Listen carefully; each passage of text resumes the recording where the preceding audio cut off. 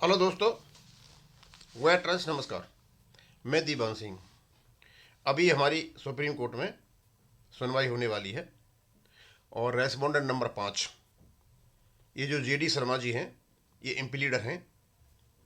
इनका जो वकील नहीं आया था, रेस्पोंडेंट का जो वकील कहा गया था, वो रेस्पोंडेंट का वकील नहीं, वो हमारा ही वकील था। यानी 10/12/2025 को सुनवाई जो नहीं हुई थी, उसमें पिटिशनर्स के वकील ही नहीं आए थे, क्योंकि इनका नाम रेस्पोंडेंट में लिखा हुआ था। इसलिए एक हल्ला हो गया कि वो रेस्पोंडेंट का नहीं आया, रेस्पोंडेंट का नहीं आया। खैर एनीवे, अब पता नहीं, इनका एक सिनॉप्सिस हाईलाइट हो गया, पब्लिक में आ गया और उसके वीडियो भी बन गए। हमने सोचा कमाल है भाई, इनका सिनॉप्सिस जानना तो सुप्रीम कोर्ट में चाहिए था, यहाँ कैसे आ गया। अब शायद हो सकता है नहीं खुद पब्लिसाइज किया हो लोगों को ये दिखाने के लिए कि देखो हम क्या कर रहे हैं। तो ये इसके मैंने 4 पार्ट बनाए हुए हैं, 5 पेज का है। तो हम तो चाहेंगे भाई, अपने हिसाब से ने सही किया होगा, लेकिन अपने हिसाब से हम बता देते हैं। पहले में तो आप ये कहते हो कि ये जो मैटर है ये ऑफिसर्स और एम्प्लॉय से रिलेटेड है। बिल्कुल आपकी सही बात है, एकदम बात। दूसरे आप ये कहते हो कि पेंशन रेगुलेशन बनाने के लिए ये कहा गया कि पेंशन अपडेशन को मिलाकर इंक्लूडिंग आरबीआई रेगुलेशन और सीसीएस रेगुलेशन 972 का सहारा लिया जाएगा। भैया ऐसा नहीं कहा गया था। स्मॉल कमेटी को यह कहा गया था आप जो रूल्स रेगुलेशंस बनाओ, जिसमें अपडेटिंग भी शामिल था, उसमें आप आरबीआई रेगुलेशन और सीसीएस रूल 972 का सहारा लोगे। यदि वो ये कहते कि पेंशन इंक्लूडिंग पेंशन अपडेशन, तो आरबीआई में पेंशन अपडेशन नहीं था, वो केवल सीसीएस रूल 1972 में था। एक बात। तीसरी बात, आप कहते हो कहीं आईबीए ने 17/12/1993 और 16/3/1994 आईबीए ने इसी प्रकार की भावना व्यक्त की थी पेंशन अपडेशन की। ये आपका सपोर्टिंग एलिमेंट है, डॉक्यूमेंट है, दिखाने के लिए हाँ आईबीए एक एक्टिव पार्ट लेता रहा है। आईबीए ने अपनी इंटेंशन जाहिर की थी, हाँ अपडेशन है, एग्रीमेंट में अपडेशन है। उसके बाद जो घटनाएं हुई उससे ही पता चलता है कि हाँ पेंशन अपडेशन है। ये इंटेंशन क्रिएट करनी पड़ेगी कि इनकी अपडेशन थी, आप पेंशन अपडेशन का केस लड़ रहे हो, न कि और चीजों का। उसके बाद ये कहते हैं कि नोटिफिकेशन आने से पहले 1995 का, उससे पहले ही कोई लेटर निकाल दिए थे आईबीए ने, 1/1/1986 से लेकर के 31/10/1987 तक लोगों का पेंशन को अपडेशन कर दिया जाए, जो अनेक्चर 1 के हिसाब से है, और वो 35/1 में दे रखा है। ये भी एक इंटेंशन है। तीसरा, आप कहते हो कि 17/10/1994 को आईबीए ने लेटर निकाला और इसमें 26/3/19 लेटर निकाला और 26/3/1994 का कोई एग्रीमेंट हुआ था 29/10/93 के एग्रीमेंट के अलावा। अब ये क्या होता है ये जाने। उसमें ये नहीं कहा था कि भाई आप पेंशन ज्वाइन कर लो लोगों से। अब यहां आपका कॉन्ट्राडिक्टरी है। क्या आप लोगों ने 2 बार पेंशन अपडेशन के लिए कहा था?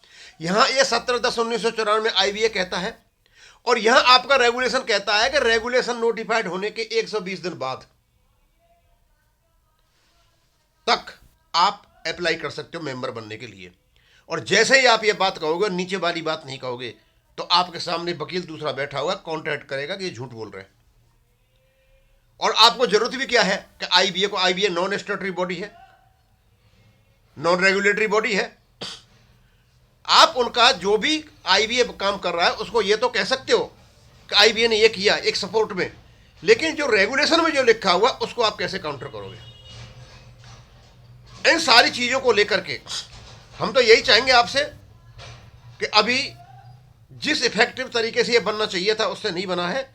आप अपने रेगुलेशन को, आप अपने एग्रीमेंट 29/1993 को उनको हाईलाइट करें, रेगुलेशन को हाईलाइट करें और लेते हुए आप आगे बढ़े। वो ठीक है, इन्होंने 1/1/1986 से लेके 31/10/1986 अपडेट कर रखा है आगे वाले बेज रिवीजन का। इसका मतलब ये भी एक सॉलिड पॉइंट है कि हाँ बेज रिवीजन हुआ है आगे वाले उसका। उसके बाद वो 2003 में वो भी आ जाएगा बाद में। आपने फिर उसमें कहा था sir the draft common pension regulation agreed between IBA 26/3/1994 को इनके बीच में कोई एग्रीमेंट हुआ यूनियन और इसके बीच में, और इसके बेस पे आपका रेगुलेशन बना 1995। सर आपने तो 1993 का जो एग्रीमेंट था वो तो निकाल के फेंक दिया बाहर। आपका जो आधार एग्रीमेंट है, आधार डॉक्यूमेंट है, वो है 29/10/1993।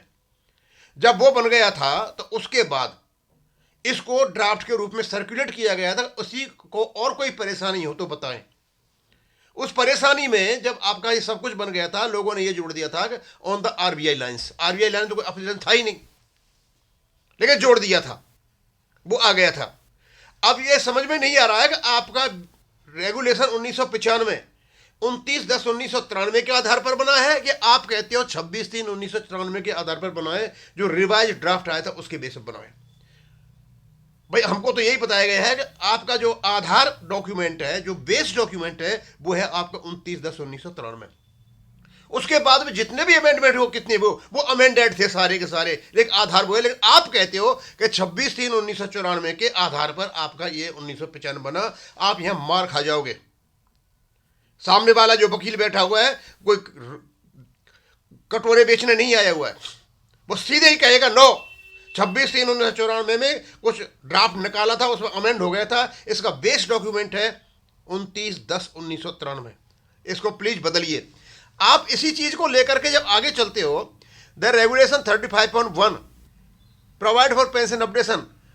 35.1 में पेंशन अपडेशन है, लेकिन आप इसको एक सीमा में बांध के बोलते हो यहीं तक के लिए। ये क्या कह रहे हो आप? कहते हो it provided for pension updation only for those who had retired up to 31/10/19। ये पेंशन अपडेशन केवल उनके लोगों के लिए देता है जो 31/10/1987 तक रिटायर हो गए थे। फिर आगे वाले कैसे लेके जाओगे?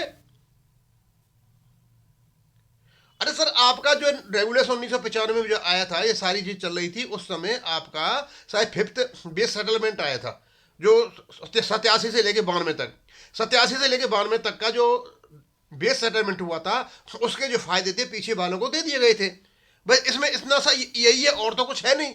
और कहते हैं कि आपने 1987 वालों के लिए है, उन औरों के लिए नहीं है। मतलब आप ये कहते हो 35.1 केवल और केवल 31/10/1987 वालों के बाद वालों के लिए नहीं है।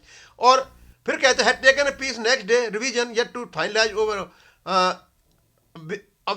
Because by that time pay revision 11/1987 और 31 had taken place and next day revision yet to be finalized overlooking the fact और director the had already updated their pension, और उनको पहले ही पेंशन को अपडेट करा दिया गया था। ये तो नहीं, ये तो सुप्रीम कोर्ट में सिनॉप्सिस वाला मैटर नहीं रहा। आप खुद ही मान रहे हो 35 आगे वालों को हेलिंग, हमारी पेंशन अपडेशन है ही नहीं। आपका तो बर्ड ये निकल रहा है, सामने वाला वकील ये कहेगा सर ये खुद ही मान रहे हैं कि पेंशन अपडेशन है ही नहीं, 31/10/1987 तक है। ये खुद ही आप सिनॉप्सिस में ही दे रहे हो, आप खुद ही मान रहे हो, तो भैया कैसे करोगे आप? उसके बाद आप ये कहते हो 31/10/1987 का जो अपडेशन हुआ था वो एक अलग होमोजीनियस ग्रुप है। आप ये कह रहे हो इसमें कहते हो including those retired up to 31 for one homogeneous class govern by one common pension scheme. क्या उनके लिए अलग से कॉमन स्कीम थी क्या? क्या कहना चाह रहे हो आप? मतलब 31/10/1987 तक के लोगों का जिनका अपडेशन हुआ है वो अलग प्रकार की होमोजीनियस क्लास है और उनकी पेंशन स्कीम अलग थी। भैया क्यों से अपने ही पैरों पे कुल्हाड़ी मार रहे हो? किसी वकील को पूछ लो क्या बनाया आप लोगों ने अभी तो, और आएगा पेंशन फंड का, मैं 5 भागों में निकालूंगा इसको। इस प्रकार के सिनॉप्सिस यदि माननीय जज पढ़ करके आएंगे और आपकी जब सुनवाई होगी तो वो तो खुद ही मान लेंगे कि सामने वाला भी अलग वो होगा, आपका अलग होगा। उनका रेगुलेशन पे बात करोगे, आप उससे बात कर रहे हो, तो जज मान लेंगे कि इनका कुछ है ही नहीं। ये खुद ही मान के बैठे हुए हैं कि 35.1 केवल और केवल 31/10/1987 तक है, बाद में है ही नहीं। आप खुद मान रहे हो, और वो एक होमोजीनियस क्लास बनती है, अलग सेपरेट क्लास बनी हुई है। फिर आगे कैसे लेके जाओगे और इनका ऑपरेशन आगे कैसे कराओगे? ये होमोजीनियस क्लास हमने यही बना दी, तो फिर इसको इन पेंशनर्स को आगे पेंशनर से कैसे जोड़ोगे? ये भैया कोई लीगल इंटरप्रिटेशन नहीं है। ये सबसे वीक लीगल इंटरप्रिटेशन है। और आप आईवीए का जो गीत गा रहे हो ना यहाँ पे, आप सपोर्ट में रखिए डॉक्यूमेंट को। आपके मेन डॉक्यूमेंट है 29/10/1993, रेगुलेशन 1995, स्मॉल कमेटी को जो रेफरेंस दिए गए थे अपडेटिंग, और 2003 का वो आपका खुद, और उसके बाद आपका रेजिडुअल इश्यूज में भी पेंशन अपडेशन है, वहां भी इंटेंशन है। कृपया इंटेंशन को लाइए। और ये जो डेट आपने दे रखी है बहुत अच्छा है, इन डेटों के माध्यम से आप दिखाइए कि इनकी इंटेंशन थी। आप अपडेशन का केस लड़ रहे हो न और कुछ। अपडेशन का केस नहीं है ये अपडेशन का सिनॉप्सिस बिल्कुल नहीं है। अब मैं यही खत्म करूंगा। थैंक यू, धन्यवाद।